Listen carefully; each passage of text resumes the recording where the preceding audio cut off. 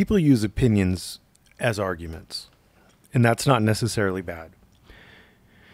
If you say, again, going back to my communism analogy or metaphor or simile, I don't know what you want to call it.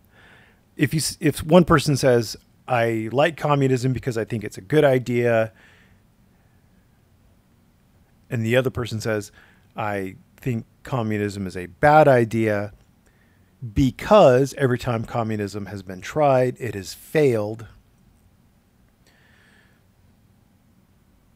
One of those is based on facts. The other one is not. Which means that if you're going to, as a hearer of those two opinions, which are both intended to sway your opinion, you should be able to use the underlying facts that each party relied on to choose which you think is a better, more rounded, more based in reality, more logical opinion to hold. I mean, somebody could like to be in pain. There's, the BDSM people. I like to be in pain. Most people don't like to be in pain. Now, your opinion could be that feeling pain is pleasurable, and that's fine.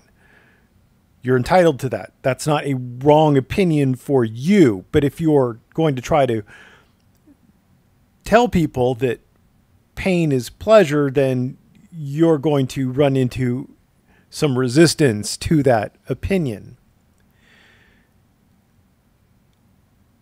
So in my opinion, opinions can be flawed. Now, if I say I like mint and chocolate ice cream, that opinion is not flawed because I understand all the relevant facts that I used to form that opinion. And all those relevant facts are true. Relevant fact number one, I like mint and chocolate chip ice cream. Done.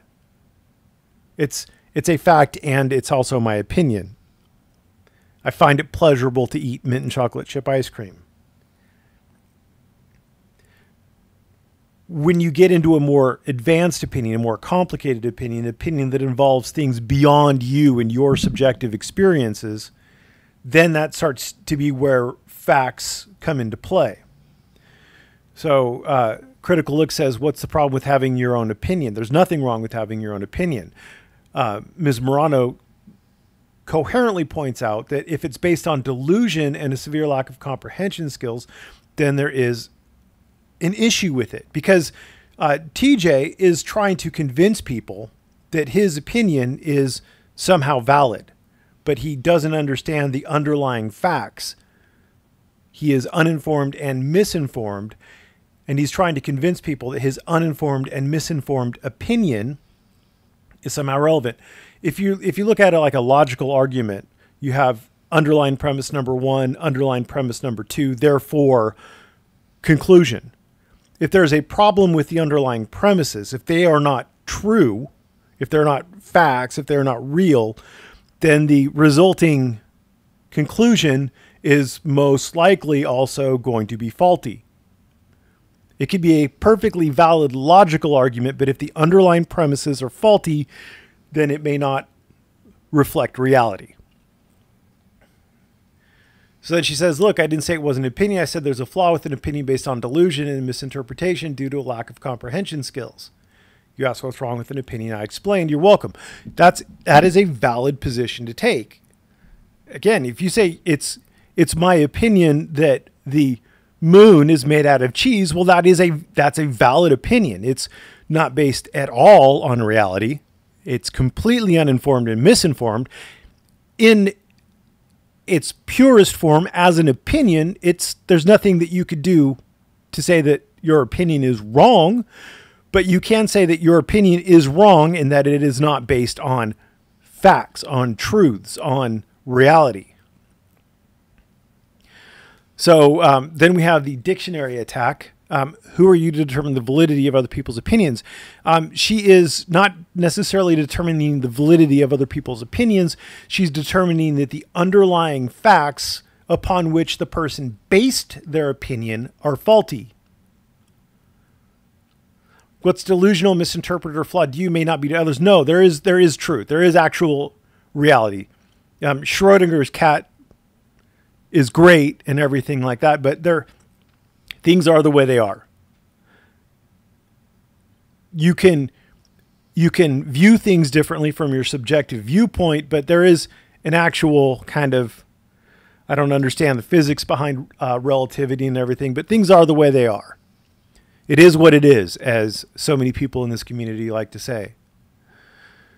And there is truth. Like if I say 2 plus 2 is 3, that is factually incorrect. And if I say, well, it's my opinion, that doesn't make it true. It just means that that's my opinion, and my opinion is flawed based on an underlying failed premise that 2 plus 2 equals 3.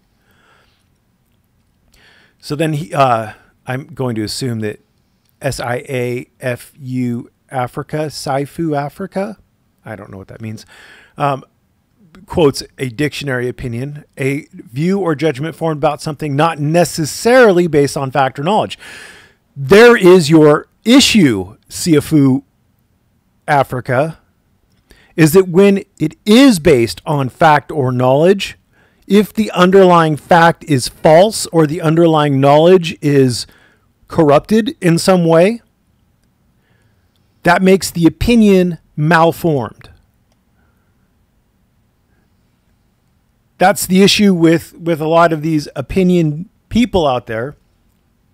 You can have your opinion on, I prefer the arguments that favor the Democrat Party. I prefer the arguments that favor the Republican Party. I prefer the arguments that favor the Green Party. I prefer the arguments that favor the Libertarian Party. Whatever party you want, you can prefer those arguments. And that's a perfectly valid opinion. But if you're going to make a statement that's based on fact, like I believe, or it's my opinion that 2 plus 2 equals 3, then your opinion actually can be wrong. It's still your opinion, and in that it's your opinion, it is true that that is your opinion. It is still false because that is not reality. Anyway, I hope I've made that clear. I'm sure that philosophers will get in here to quickly debate on what is the nature of truth and how can we understand it. And I look forward to seeing that in the comments. Thanks for watching. Have a great morning.